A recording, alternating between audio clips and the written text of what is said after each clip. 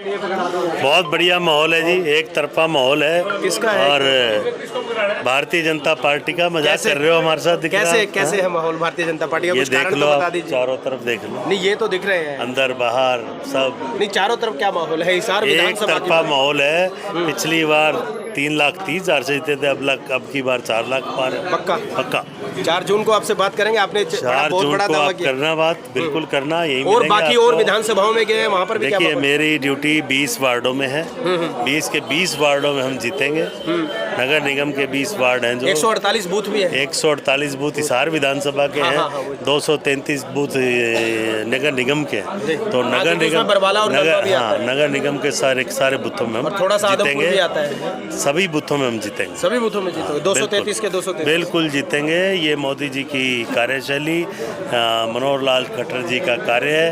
और जो प्रदेश में और देश में सरकार रही, उस नीतियों में जो है आस्था पूरी जो है आप व्यापारियों के बीच में है। कांग्रेस ये कह रही है कि जीएसटी अनाप शनाप लगाकर व्यापारियों को परेशान कर दिया है। ये जो देश की तरक्की हो रही है ना, ये व्यापारियों के सहयोग से हो रही है। और देश में व्यापारी भी खुश है, व्यापार आसान हो गया है।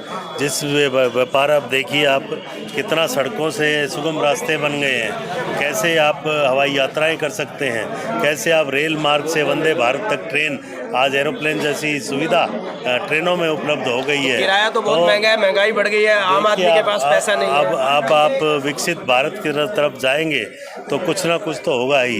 ये जो आप कह रहे हो महंगाई, अब आप ये देखें कि प्रति व्यक्ति आय बढ़ी है, घटी नहीं है। और जो आप कहना चाह रहे हो महंगाई, आप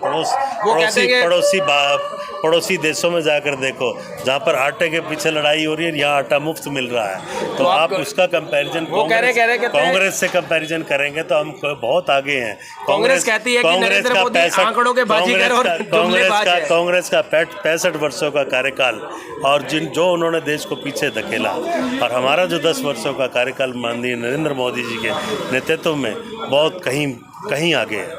सारे लोग मोदी जी का ही गुणगान कर रहे हैं, बाकी और मंत्री भी काम कर रहे होंगे, उनके बारे में कोई कुछ नहीं कहता। जब बात नेता की होती है, हमारे नेता देश के जो है प्रधानमंत्री वो नरेंद्र मोदी हैं, और वो अब देश के नहीं पूरे विश्व के नेता हैं।